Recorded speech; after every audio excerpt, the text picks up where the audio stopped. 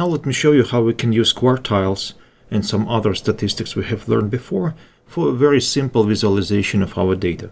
I must say that all these quantiles, percentiles, quartiles, and many other statistics, they work best if your sample size is large enough, for example, like 30 or more. But I use simple examples with 10 or even smaller values just to make it a little bit easier to show the calculations a little bit easier in a little bit more simple form. So the box plot. Well, first of all, let's recall what quartiles are. Quartiles are three numbers. The first number gives us 25% of the smallest value. This third number gives us the 50% of the smallest value, and then the third value gives us the 75% of the smallest value. So if we can, for example, think of the values like this. So we have values, let's say 1, 2, 3, 4, 5, 6, 7, 8, 9, 11, 12. So then we can easily get the quartiles as this is the first quartile. So here we have 25% of the values. Okay. Then this is the second quartile, and the second quartile is median, of course, because it gives us 50-50. And then we have the third quartile. So we have 25% of the largest values here, or 75% of the smallest. Okay, so these are quartiles. Now we can make a plot. We have values here, so these are the values. These are the values where the quartiles will form a box. So the box you see here is formed by quartiles. So this is the three quartiles we have. So this is the Q1, this is Q3, and this is Q2. So this is median, okay? Plus we add some, it's called V-scores, which is the minimum value here and the maximum value here. So we use 5 statistics to visualize the behavior of our data.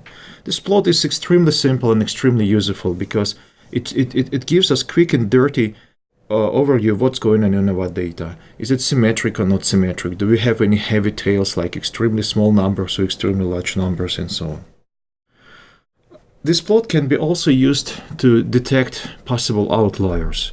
Outlier is a value that is very much different from the others, so that's why it's called outlier. It's lying out. The possible reasons to get these values are pretty much different. First of all, it can be some error. For example, you did the measurements incorrectly, or maybe you measure it correctly but write down the measured number incorrectly. It can be wrong object among others. For example, if you analyze let's say lake and water from lake, and then one of the glasses you will have tap water. Of course, it will be pretty much different from the water you have in the lake.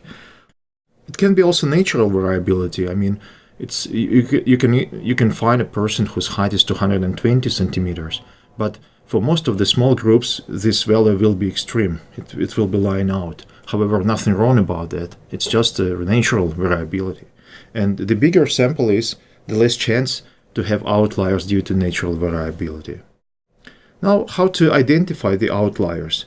The basic thing is that the quartiles, they are very stable to outliers, because outlier is a value which is too small or too large, and the quartiles, they depend only on the position of the values. Okay, so what can we do? We can, first of all, we can calculate a measure which is called interquartile range. It's just the difference between the third and the first quartile. Then we can use this measure to see how far actually the values can go above the third quartile or below the first quartile.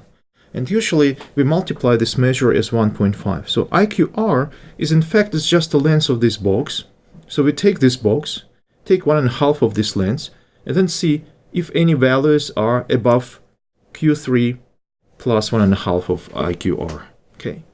If we find these values, we assume that they are too large and they are outliers. Similarly, we find too small values. So we take the Q1, the 25th percentile, the first quartile, and then minus 1.5 of this IQR, of this box size. And then if we have any values below that, we consider them as too small and possible outliers. Okay. this, if our data is symmetrically normally distributed, then this rule will give us 99.3% of all possible values. So it will reject only 0.7% of the values. This value 1.5 is just a parameter. It influences this how much of how extreme outliers can be detected.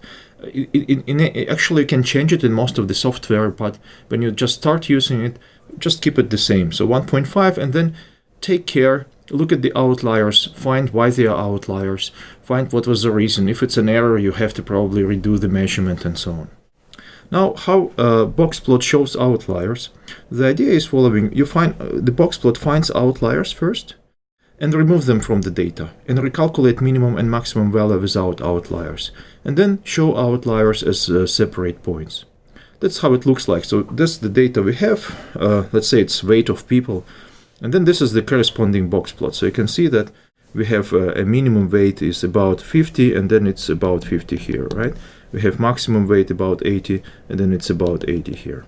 Okay, but in this case, in the second case, we have an outlier, this one, whose weight is about 30 kilograms. So if we make a box plot, that's how it looks like. So this is the outlier we have.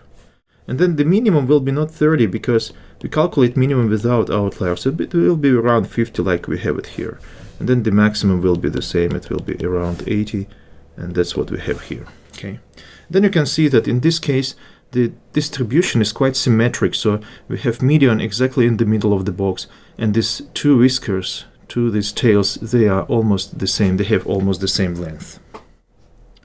Boxplot is also very good for comparing the groups. Again, it's quick and dirty comparison. It's visual comparison first. So for example, this is the boxplot for one group and this is the boxplot for two groups. Let's say it's weight of, I don't know, males and females or something like this. So you can see some trends. You can see like these boxes, of course they are overlapping, but like 50% of these values are larger than 50% of these values and all that kind of things. But if you want to confirm if this difference is statistically significant, you need to do some tests, which we are going to discuss later. Boxplot is used only for visual analysis, not for the final conclusions.